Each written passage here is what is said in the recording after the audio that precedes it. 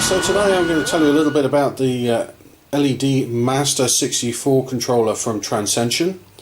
It's currently being imported by ProLight in the UK and is being sold through all the usual vendors.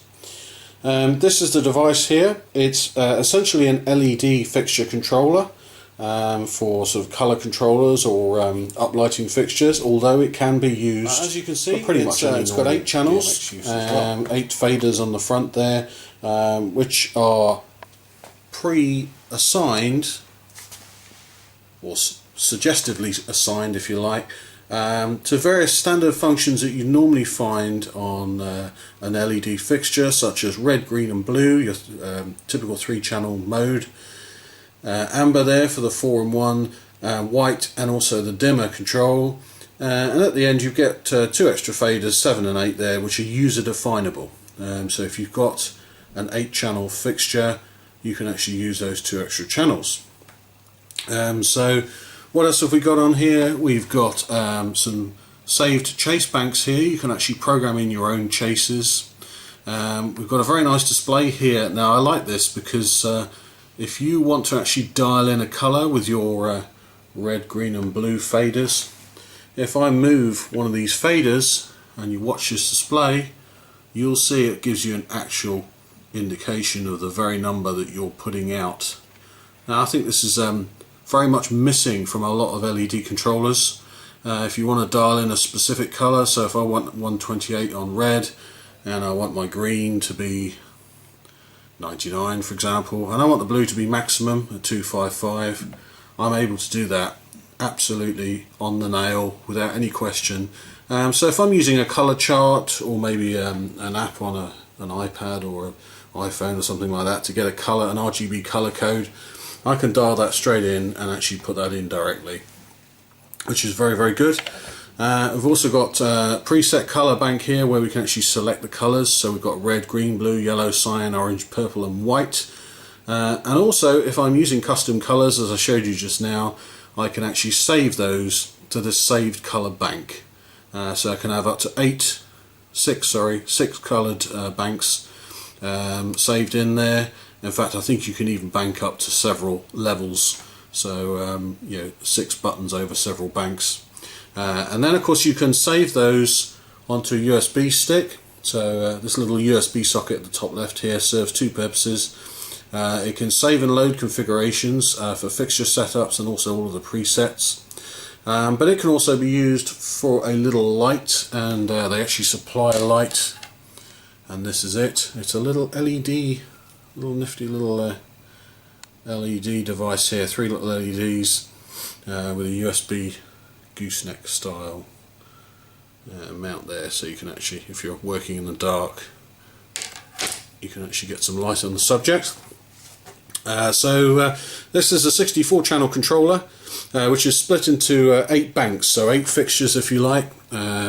So your first bank there is channels 1 to 8, and then you've got channels 9 through to 16, 17 through to 24, 25 through to 32, 33 through to 40, 49 to 56 and 57 to 64.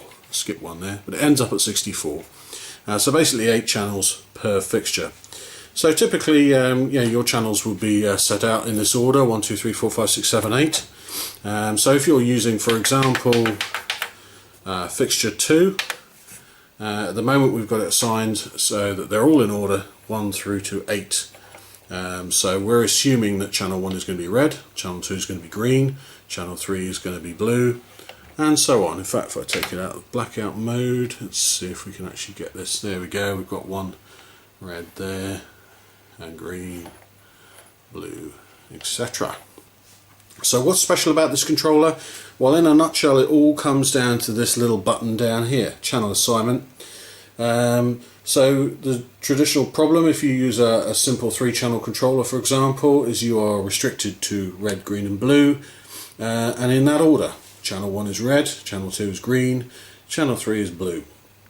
So if by any chance you happen to have a device that comes along and for some bizarre reason they've done it differently, so channel 1 is blue, channel 2 is red, channel 3 is green, you're stuffed basically. With a 3-channel controller you can't do anything. Well, with this controller it's different, because what you can do is you can actually say, okay, for my fixture number 1 is going to, channel 1 is going to be green, so you can adjust this to be a different channel. So what am I trying to say there, to try and put it in a better context? If red is channel 2 on your odd fixture, then you can actually slide this up until it says number 2. Won't change at the moment because I'm not in the right mode.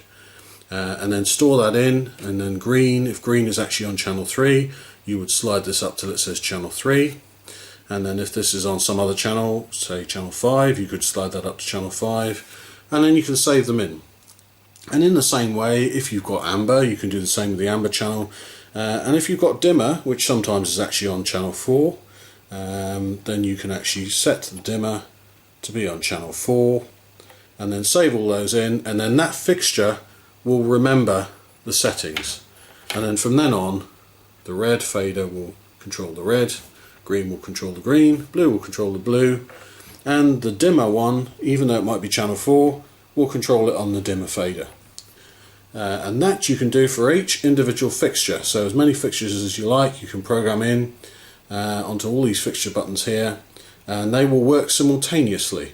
So for example, I've got LED bars here, which they actually they will run in 4-channel mode, and they're in the same layout, so it's red, green and blue, but the difference is you can't run them on a 3-channel controller, and the reason for this is there's also a strobe channel, and that strobe channel needs to be active.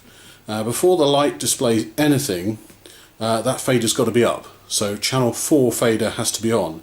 Well, of course, on a 3-channel controller you don't get a 4th channel, so you've got no choice but to use them manually or use some other controller. So of course with this setup here, we have got a 4th channel, and we could use a user assigned channel here and call it strobe, and there are actually some labels that are supplied, so if you use the same fixtures all the time, you could grab the strobe sticker, for example, and actually put that on one of the user defined channels. Or you could just simply say, right, well, for that fixture I'll use the 4th channel, and that will be for strobe. As simple as that. So really where this comes into its own is where you've got a fixture that's got completely different assignments. These are quite close, but up until now with my little 3-channel controller I was unable to drive these bars here, whereas now I can. So currently I've got 4 tri-pars, LED tri-profile pars, and I'm going to switch those on. They're on channel 1, 2, sorry, fixture bank number 1, 2, 3 and 4, and now if I turn up the red, we get some nice red lights there, green and blue.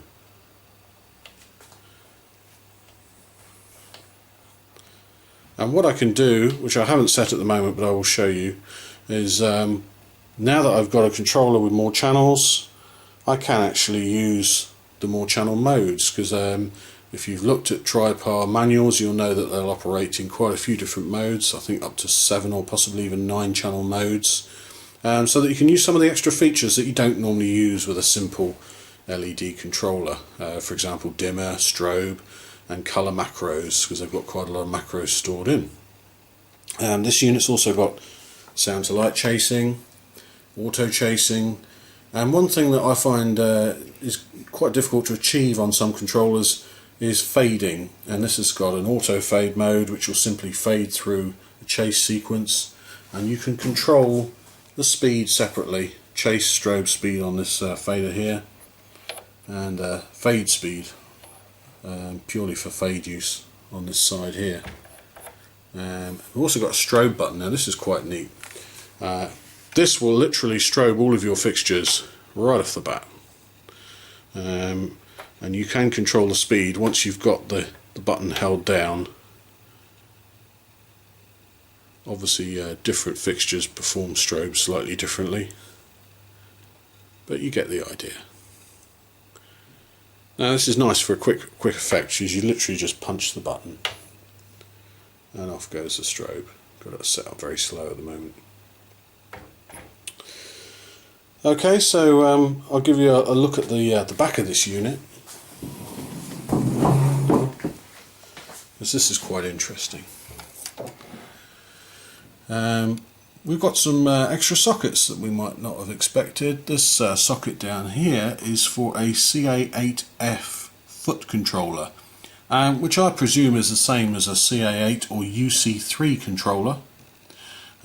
So just for quick and simple modes, you've got that option there, just for sort of simple pattern selection. There's an Ethernet socket, which is another way of connecting DMX, which I've not used personally.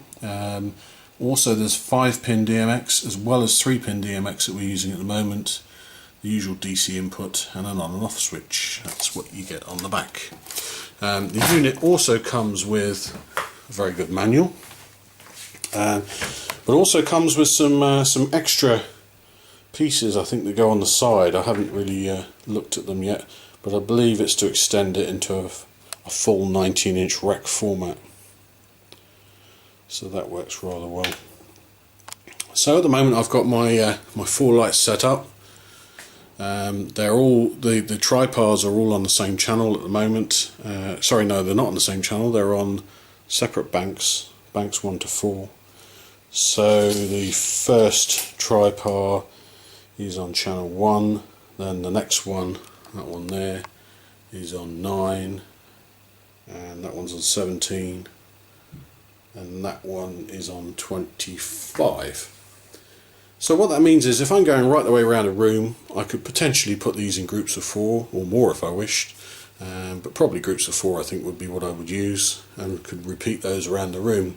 So then you could achieve your sort of chasing around the room effect, and independent patterns and chase sequences on different channels, which you ordinarily wouldn't be able to do on a simple 3-channel controller.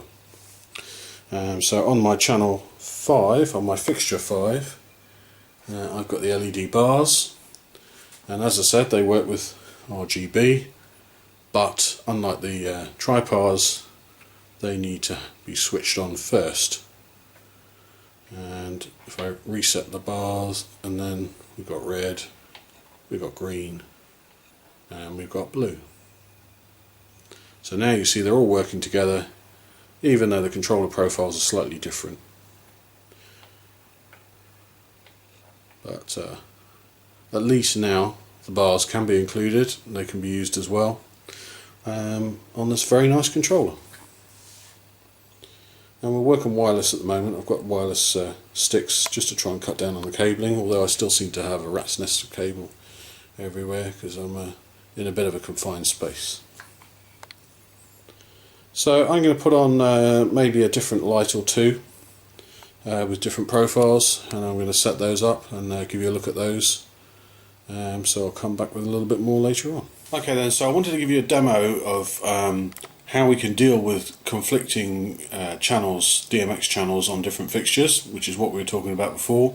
And I've now got a bit of an illustration to show you, which will make it a bit clearer, hopefully. So I've currently got my tripars on display here. They're all they've all been changed now to 7-channel mode. So whereas they're normally in 3-channel RGB mode, I've now got them in 7-channel mode. And the channels are red, green and blue, 1, 2 and 3, nice and simple. Then they go into colour macros on channel 4, which you may recall is the dimmer for the bars, the LED bars. Then we've got channel 5 is strobe, channel 6 is programs for things like fixed fades, fixed patterns, that sort of thing. And channel 7 is the dimmer on the tripars. So of course, if I want to use all the fixtures together, in order for the bars to light up, I have to put the dimmer channel, which is the 4th channel, up. And as you can see, all sorts of funny things are going on. The bars are now on, and the bars I can happily select colours, green, blue, red, but you'll notice that the tripars aren't really doing very much, and that's because channel 4 on the tripars is not the dimmer like the bar, but but it's actually the program, the macro mode for finding specific colours. So they've got a big long list of colours that you can select by selecting the right DMX number, and it will display a specific colour. So of course that's interfering with the dimmer on the bars, so the bars are not performing as we would have liked. So we need to change it, and also at the moment I've got the tripars have got a dimmer set, so I'll put them on green there. Their dimmer is on channel 7 in the 7 channel mode. So on the user defined one at the moment I've got the dimmer, which brings them up and down. So we need to tidy this up, don't we, really? We need to change it so that the tripars have got their dimmer assigned on this dimmer slider here, number 6, sixth slider. It could get confusing now. So what I'm going to do is I'm going to change that initially so that the tripars have the right dimmer in the right place, and I'll probably assign the strobe to this one here, number 7. And I think that'll probably do for the moment. Okay, so I'm going to reprogram the assignment of the channels for the tripar, the tripar lights, which are now in 7 channel mode, and their channel layout is as follows. RGB is 1, 2 and 3, color macro is 4, and strobe is 5, programs is 6 for selecting preset programs, and number 7 is the dimmer. So obviously you can see that doesn't agree with the layout here, and is going to conflict with the LED bars. For example, channel 4, which is used to set color macros on the tripars, is the dimmer for the LED bars. So we need to do something about that, otherwise we won't be able to come along and use the dimmer control and expect it to control the dimming function of both the tripars and the bars if we want to use them together. So what we do, firstly I'm going to reprogram the tripars. So we need to put it in programming mode. So we press program record here and hold that down for a few seconds, and it will say lock because it's in like a tamper lock mode. So then we press it's number 6 times, I believe. 1, 2, 3, 4, 5, 6, and that puts us into program mode. And now we've got the magic button, the channel assignment button. So we press that until the light comes on, and this is where the magic begins. So we look at our channels and we say, right, our red channel, well that's actually correct, but I'm going to set it to number 1 there, and green, I'm going to put that on number 2 because that's where it should be. Blue is on number 3. I don't think you actually have to change them if they're right to begin with, but I'm doing it anyway. The 4th one, that's an amber. Well, I haven't got amber on the tripars, so I'm actually going to set that to 0. I'm not going to use that channel. And then we haven't got a white either, so I'm going to set that to 0. Now the dimmer here, the dimmer by default is on channel 6, as you can see, but it should really be on channel 7. The tripar requires it on channel 7, so we're going to slide this all the way up to channel 7. And as you can see, it flashes both these channels now because it's saying that both of them are set on channel 7, so obviously we now have to correct that. I'm going to put the strobe on the user definable channel here, and the strobe is on channel 5.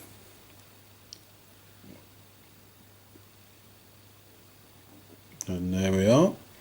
And also we've got a program channel which we could use, so I'm going to assign that on the last channel. And the channel that sits on the tripar is channel 6. And there we are. So they're all now set. So as you can see, it's a bit of an odd number layout now, but I'm ready to actually patch those now. So I'm going to come back to the program select button here, program record button I should say, and I press that just once quickly. Everything flashes, and then press and hold it to then exit the program mode. And if you've done it correctly, those odd numbers should stay there for these devices. So let's just bring all the faders down. So I've turned all the fixtures off, so there are no fixtures illuminated, and then as you can see we've got just dashes in all of the fixture displays here. So I'm going to turn on the first 4 fixture buttons, which are my tripars, and straight away it's come up telling me that there's a different numbering sequence. Not sure what it does actually when you put the bars on as well. Yeah, I think probably the last one you put on takes precedence. Yeah. So I'm going to turn the bars off for now because I want to show that now if I put green up, at the moment I've got no action at all, and that's because I've now assigned the dimmer, and I should be able to turn the dimmer up, and hey presto, there we get some green lights. So my work is not quite done because at the moment our channel 4 is needed for the dimmers for the bars. So it will actually work at the moment because I could switch the bars on, and I could turn the channel 4 up, and you'll see I'll get the green on the bars. There we go, a bit of a noisy, that's it. But that's a little untidy because at the end of the day I've said now the dimmer channel is this one here which says dimmer. So to have another dimmer over here for these other fixtures isn't very good.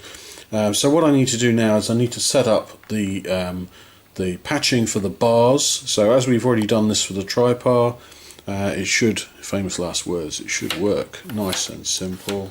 So I've spared you the pain that is dealing with the LED bars over there, which started to go into a funny sulk and basically would not work in 4-channel mode alongside the tripars. So what I've actually done to get them to work is I've put them in 6-channel mode, which is a completely different layout altogether. So if I turn off the tripars, and yeah, the bars are still on, and as you can see, red, green and blue is actually on 4, 5 and 6. And then we've got there's a strobe function and some kind of program macro function on 3 and 2. But the good thing, I guess, is with 6-channel mode, the strobe can be just left off completely, and we will actually get some colours just by putting the colour faders up. So that will work quite nicely in tandem with our tripars if we turn those on, as long as we've got the tripar dimmer up, which is not now being used for the bars, and that will now give us nice uniform colours between the two. And green, there we go. Obviously the bars are multi-LED, so they get a bit of a nasty mix going on, whereas the tripars you get nice pure colours, but projected against the wall they are, you know, fairly similar. But certainly the pure colours, red, green and blue, no problem at all there. Red, green and blue, and there we are. So that's actually all working rather nicely now. I haven't gone into chases or programming scenes or anything yet. I think I'll need to read up on the manual and probably sleep a bit before I get into chase modes now. But it is a very nice controller, and it's just nice to be able to use different fixtures. I'm going to try and add one more fixture in now, which is a little sort of crystal ball effect that I've picked up recently. So I'm going to put that on and see if I can program that. I'm not quite sure what the DMX layout is, but I imagine it's probably quite off the wall.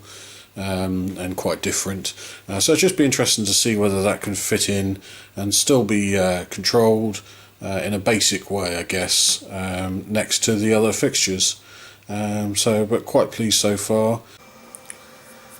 So I've got one more light to show you. This is quite an interesting little light that I picked up from eBay, and I haven't programmed it yet because I thought I'd show you the whole process end to end.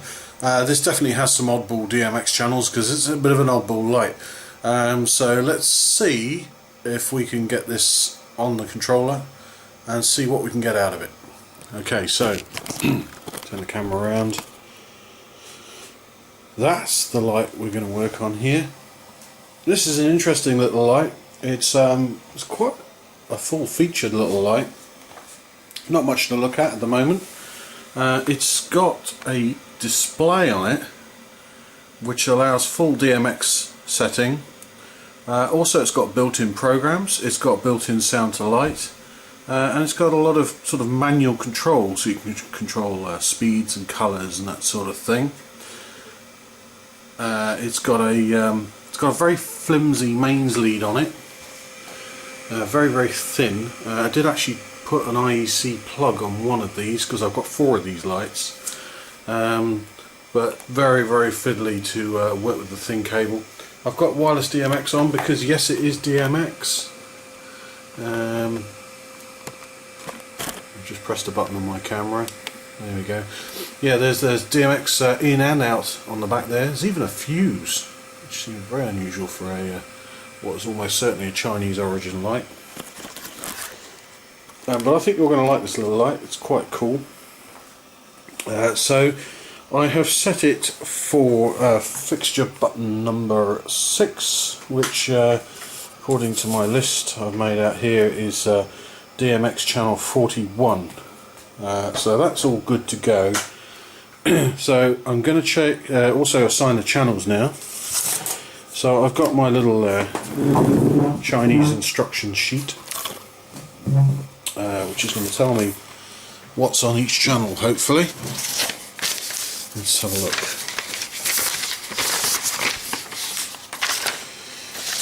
It's roughly in English. So we've got 6 channels on this device, which is quite impressive. It's got a strobe channel, channel 1. It's got a red channel, channel 2, green channel 3, and blue channel 4. So straight away we've got a bit of an oddball layout there. Channel 5 is a motor function, and channel 6 has some auto run programs. I always like to see this on DMX. All too many times we buy sometimes quite expensive fixtures that don't have the option of programming, using the program modes through DMX. For example, I've got a very nice set of expensive scanners which I go out with, and I end up using them with a CA8 controller just in order to get the preset programs. Otherwise, the only option you've got through DMX is a complete manual step-by-step program, which is quite a painful process, and really you need to be doing that for the specific room you're in. Anyway, I digress. So let's set up this light then. So I'm going to set this up on fixture button number 6. So I need to go into programming mode again. So I'm going to hold down the program record button, and then I'm going to unlock it. 1, 2, 3, 4, 5, 6. And then I'm going to press the channel assignment button so the light comes on, and I'm going to choose fixture button 6. Okay, so that's where we are at the moment. 1, 2, 3, 4, 5, 6, 7, 8. So first channel red on our fixture, that needs to be channel 2. 1, 2. And then we've got green, should be on channel 3. 2, 3. And then blue is on channel 4. 4. So what else have we got? We've got amber. Well, we haven't got an amber, so let's put that to 0. We haven't got a white, so let's put that to 0. Have we got a dimmer?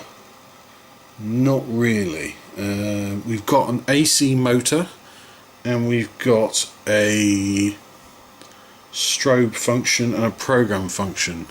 So I'm going to put the motor function on the dimmer, and the motor function is channel 5. Channel 5. So then I'm going to put the strobe, which is channel 1, on slider number 7. Remember those numbers. And finally the program auto run features I'm going to put on the final one, and that's number 6.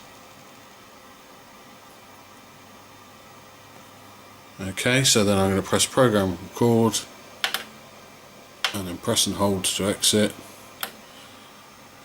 and then I'm hoping Saw a little flick from it there. So we've got red. There's our red. Look at that. Fills the whole room. I'll show you this effect working in a moment. And then we've got green. I'll turn the red off.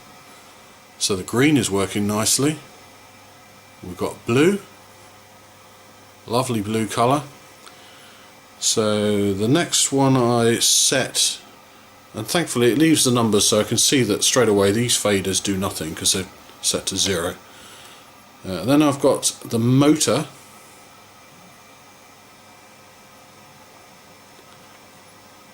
It's actually the position and speed of the motor. I put all the lights on there, we go.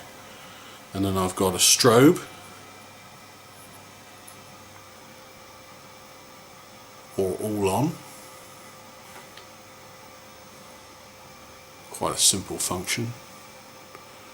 I suppose it's quite nice if you want a strobe, for example, one colour.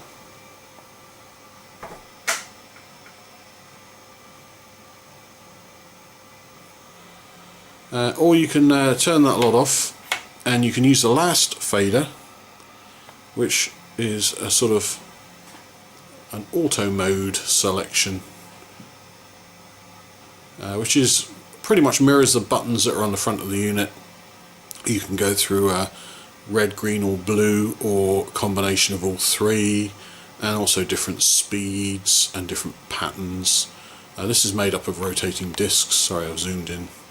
Made up of rotating discs within the unit. It's got sound to light as well. Obviously got no sound on at the moment. So let's see if I can put this in an all colour pattern. We've got blue coming in. Yes, we have. So I'll give you a proper shot of this light now, but that works rather nicely on the controller. Let's just turn all the lights out. But as you can see, this is one hell of a room filler. This literally hits every single wall because of its little prismatic lens. Really is quite a nice effect. And we like it even better when I tell you that this little unit costs £9. £9. Free shipping. Comes with a horrible Chinese plug, but also with some 3-pin adapters of a reasonable quality, I thought. But for a simple cheap effect, you could probably bolt it to some sort of clamp. It's got some sort of flanges on the bottom with holes in, so you could put some clamps of some sort on there. But to have DMX control as well for an effect like this for £9, I was quite impressed.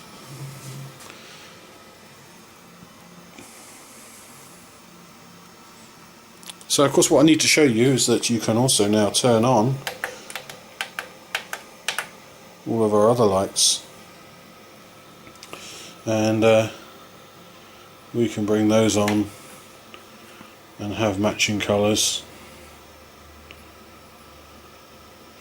Of course I've got to put the dimmer on for the tripars, but we could have an all green scene there,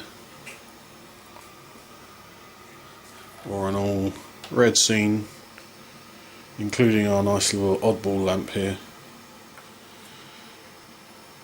or an all blue scene. There we go.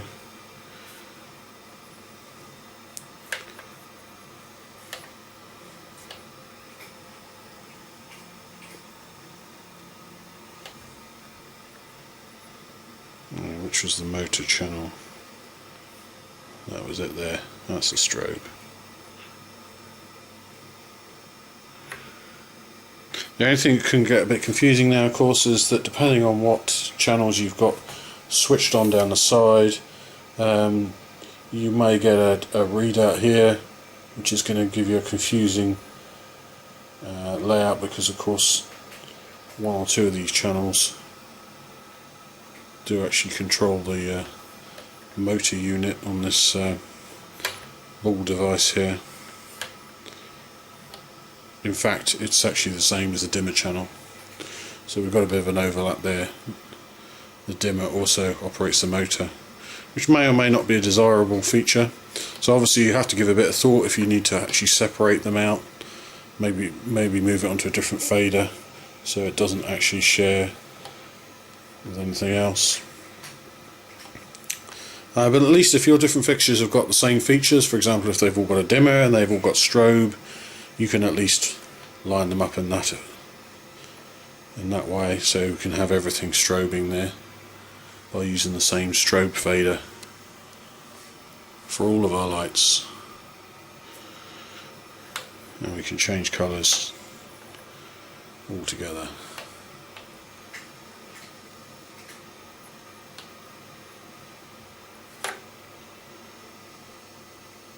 So I think that just about concludes my video demonstration. One thing's for certain, I've got a lot of editing work to do before you see this. I've got an enormous amount of clips where I've shot footage of basically learning how to use this unit and failing. It takes a bit of getting used to this controller, but I'm very happy with it. It's certainly going to give us a lot more flexibility, and is user friendly enough to be able to be used for a number of different fixtures, not just the LED illuminated fixtures, but possibly tag some others on there as well, and just to sort of get some good element of control out there. So I like this Transcension LED Master 64, available now on the interweb. Look it up, LED Master 64, well worth the money. Nice little unit. That's it for now. Give you some more later.